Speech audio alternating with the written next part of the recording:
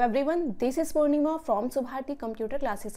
आज की वीडियो में हम जानेंगे कंप्यूटर की जनरेशन के बारे में। तो देखिए, जैसा कि आप जानते हैं कि पहले के टाइम में जो कंप्यूटर होते थे वो साइज़ में बहुत बड़े होते थे, बहुत ज़्यादा इलेक्ट्रिसिटी कंज्यूम करते थे और उनको मेंटेन करने के लिए बहुत लोगों की ज़रूरत होती थी। लेकिन जो आज के कंप्यूटर हैं, देखिए कितने ईजी होते हैं, आप इजीली उनको कहीं भी लेके जा सकते हैं, उनको यूज़ कर सकते हैं। और पहले के कंप्यूटर हर कोई परचेज़ भी नहीं कर सकता था और ना ही उनकी वर्किंग इतनी अच्छी थी। लेकिन आज का जो कंप्यूटर है वो हर कोई ख़रीद सकता है, उसे यूज़ कर सकता है, उसके मेंटेनेंस के लिए ज़्यादा एक्सपेंसेस की ज़रूरत नहीं होती है। सो वही लाइन देखिए यहाँ पे दी गई है, computer continuously improved itself.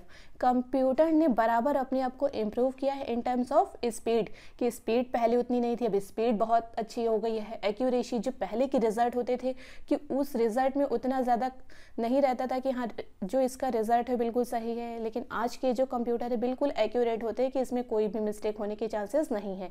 Size भी देखिए, पहले कितना बड़ा साइज़ होता था कि लगभग एक रूम लग जाता था एक कंप्यूटर को मेंटेन करने के लिए।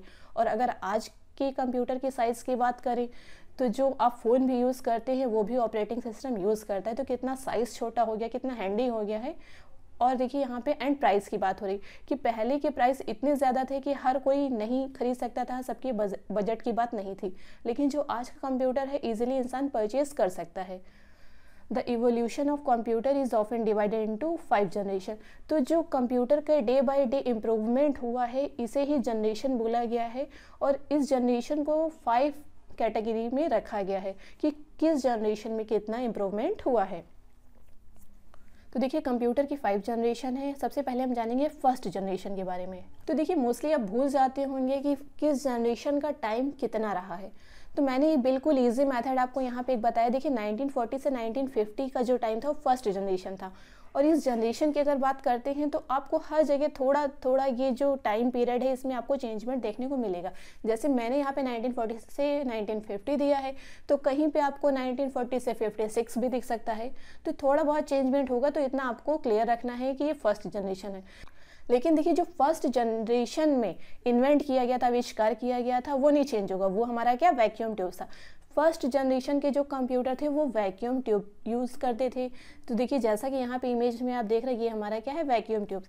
इसकी बनावट कुछ आप उस तरीके से समझ सकते हैं कि जैसे जो आप बल्ब देखते थे, जैसे बोलते थे 100 वाट के बल्ब हैं, सेम इसी तरीके के होते थे कि जब वो जलते थे तो येलो लाइट होती थी और वो थोड़े टाइम के बाद बहुत ज़्यादा हीट करते थे कि अगर उससे कुछ भी टच करे तो जल जाता था, इतनी ज़्यादा हीट प्रोड्यूस करते थे। तो सेम वही वर्क वैक्यूम ट्यूब था कि वर्क तो अच्छा करते थे, लेकिन वो इतनी ज़्यादा हीट प्रोड्यूस करते थे कि उसको मेंटेन के लिए वहाँ पे एसी रखना पड़ता था, तब वो मेंटेन होते थे। तो ये वैक्यूम ट्यूब्स का अंदाज़ा आप उस बल्ब से लगा सकते हैं जो बहुत हीट प्रोड्यूस करता था, जैसे पहले बल्ब चलते थे। तो ये हमारे वैक्यूम ट्यूब्स हैं। अब फर्स्ट जनरेशन के बारे में यहाँ पे जानते हैं। First generation computer used vacuum tubes. देखिए, जैसा आप ये देख सकते हैं, the first generation computer were very heavy.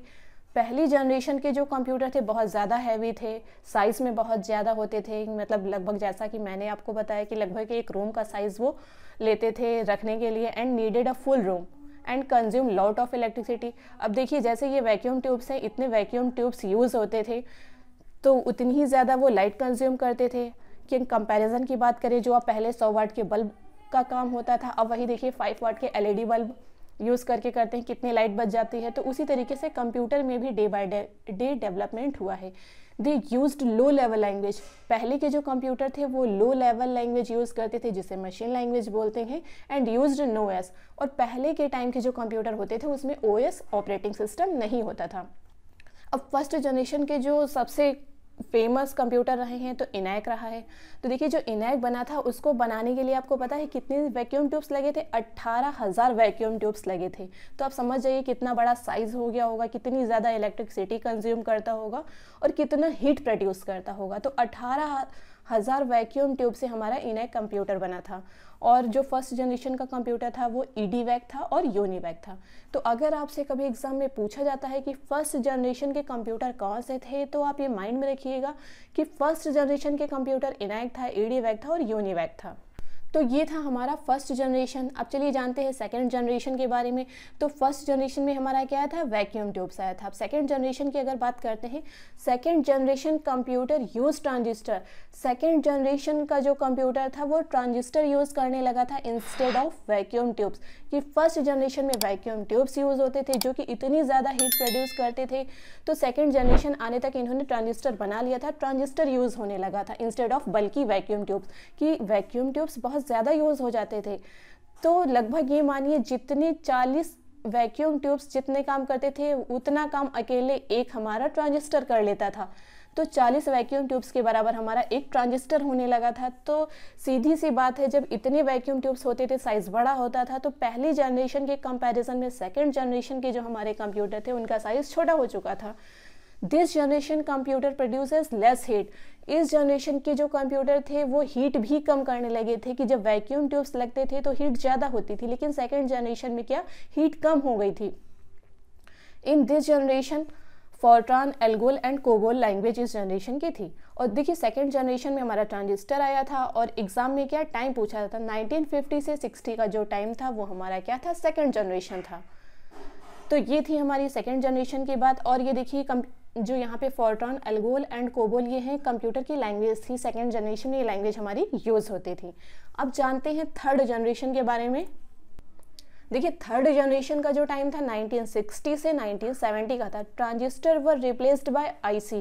Third generation में ट्रांजिस्टर भी हट गया था और उसकी जगह पे क्या आ गया था, आईसी, जिसे बोलते हैं integrated circuit. IC was made by silicon and also called silicon chips. IC जो हमारी बनी होती है वो होती है सिलिकॉन चिप्स की। सिलिकॉन होता है and also called silicon chips, और इसको सिलिकॉन चिप्स भी बोलते हैं। कि अगर बोला जाता है थर्ड जनरेशन में क्या था, तो सिलिकॉन चिप्स भी अगर कहीं ऑप्शन में आपको देखने को मिलता है तो आप समझ जाएंगे आईसी की बात हो रही है। आईसी हमारा क्या है, इंटीग्रेटेड सर्किट। तो थर्ड जनरेशन की अगर बात करते हैं, द साइज वॉज रिड्यूस्ड। जो साइज था वो कम हो गया था सेकेंड जनरेशन के कंपैरिजन में, and memory space and dealing efficiency were increased during this generation. इस जनरेशन में क्या है, साइज फिर से कम हो गया था और मेमोरी के लिए स्पेस बढ़ गया था, कि आप स्टोरेज की कैपेसिटी इसमें बढ़ा दी गई थी। This generation computer used high level language. इस जनरेशन के computer high level language use करते थे, लाइक बेसिक। बेसिक की फुल फॉर्म की बात करें कि बेसिक का फुल फॉर्म क्या है, beginners all purpose symbolic instructions code. तो अगर बेसिक लैंग्वेज की बात करते हैं कि बेसिक का फुल फॉर्म क्या है, तो आप याद रखिएगा, एग्जाम के पर्पज से बहुत ही इंपॉर्टेंट है। अब देखिए मैग्नेटिक टेप यूज़ होने लगा था इस जनरेशन में, मॉनिटर आ गया था कि डिस्प्ले स्क्रीन के लिए, कीबोर्ड यूज़ होने लगा था इनपुट देने के लिए, and printer are used in this generation. तो थर्ड जनरेशन में इतना कुछ इम्प्रूवमेंट हो गया था। और थर्ड जनरेशन की अगर कंप्यूटर की बात करें, कौन सा सबसे ज़्यादा फेमस कंप्यूटर था, PDP-11 was example of third generation computer. तो PDP-11 जो था वो थर्ड जनरेशन का एग्जाम्पल है। और अगर हम यहाँ पे आईसी की बात करें तो देखिए आईसी चिप हमारी इस तरीके से होती है, जैसा कि यहाँ पे मैंने दिखाया है। सो आई होप आपको थर्ड जनरेशन समझ में आई होगी। अब फोर्थ जनरेशन की बात करते हैं।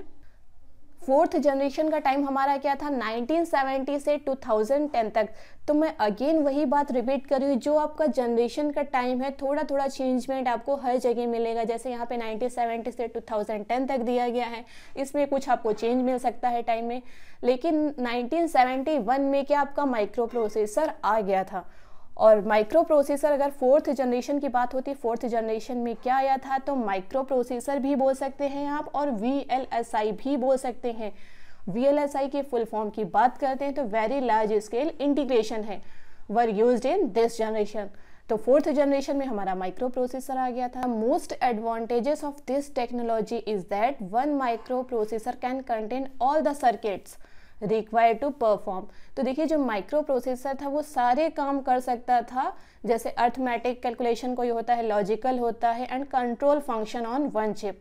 कि जो वहाँ पे हमारी क्या आईसी चिप में होते थे वो सारे फंक्शन भी यहाँ पे कर सकता था। VLSI हैज़ 1000 ऑफ ट्रांजिस्टर, कि हज़ारों ट्रांजिस्टर की जगह पे हमारा एक या माइक्रो प्रोसेसर यूज़ होने लगा था, जिसे माइक्रो चिप भी बोलते हैं, VLSI भी बोलेंगे। तो फोर्थ जनरेशन में हमारा क्या, माइक्रो प्रोसेसर मीन्स VLSI आया था। अब बात करते हैं फिफ्थ जनरेशन की। तो देखिए फिफ्थ जनरेशन क्या है, जो हमारी अभी चल रही है, अंडर रिसर्च आप बोल लीजिए, ये जो अभी हमारी चल रही है ये हमारी क्या है, 5th जनरेशन है। तो 5th जनरेशन के कंप्यूटर आप खुद समझ सकते हैं कितने एडवांस हो गए हैं कि अब उन्हें कोई भी इंस्ट्रक्शंस भी देने की ज़रूरत नहीं होती। The main electronic computer that are used in present generation of computer is AI. तो 5th जनरेशन के जो कंप्यूटर हैं खुद आर्टिफिशियल इंटेलिजेंस का यूज़ करने लगे हैं कि उन्हें आपको इंस्ट्रक्शन देने की भी ज़रूरत नहीं है। जैसे रोबोट की बात करते हैं तो ऑटोमेटिक पूरा कैलकुलेशन कर लेता है। आपने बहुत जगह देखा होंगे कि रोबोट रहते हैं वो पूरा काम करते हैं। तो ये हमारी 5th जनरेशन की देन है। The speeds are really fast. आप जानते हैं कि आज के जो कंप्यूटर हैं या फ़ोन की बात करें उनकी स्पीड कितनी अच्छी हो गई, really fast and size are too small. देखिए उनकी स्पीड भी बहुत ज़्यादा बढ़ा दी गई है और साइज़ भी बहुत छोटा हो गया है कि हर एक इंसान बड़े इजीली काम कर सकता है। अब देखिए 5th जनरेशन की बात करते हैं तो एआई अगर आता है तो एआई आर्टिफिशियल इंटेलिजेंस है कि आजकल के कंप्यूटर फ़ोन जो यहाँ तक हमारे हैं वो भी आर्टिफिशियल इंटेलिजेंस का यूज़ करते हैं। आर्टिफिशियल इंटेलिजेंस के लिए मैंने ऑलरेडी एक डेडिकेटेड वीडियो बनाया है कि एआई हमारा क्या है, उसे आप देख सकते हैं, जिसका लिंक मैं आई बटन में दे दूँगी। और अगर मैं यहाँ पे एआई आपको बताऊँ तो जैसे आप गूगल मैप्स यूज़ करते हैं कि आप कहीं भी खड़े होते हैं और किसी डेस्टिनेशन या लोकेशन का पता लगाते हैं तो आपकी प्रेजेंट लोकेशन से बताता है इतनी दूर है। या आप चलते हुए गूगल मैप यूज़ करते हैं, अगर आप रॉन्ग टर्न लेते हैं मीन्स गलत साइड मुड़ जाते हैं तो आपका गूगल मैप बता देता है कि अब आपके लिए ये जगह कितनी दूर पड़ेगी। तो ये हमारे सारे क्या हैं, एआई के एग्जाम्पल हैं।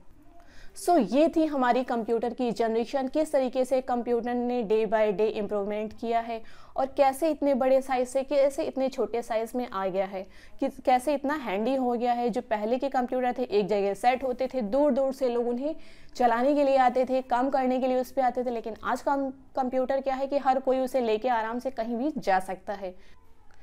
तो ये कंप्यूटर की जर्नी थी। आई होप आपको समझ में आई होगी। अगर आपको वीडियो अच्छा लगा तो वीडियो को लाइक ज़रूर करें एंड मिलते हैं नेक्स्ट वीडियो में। तब तक के लिए बाय बाय।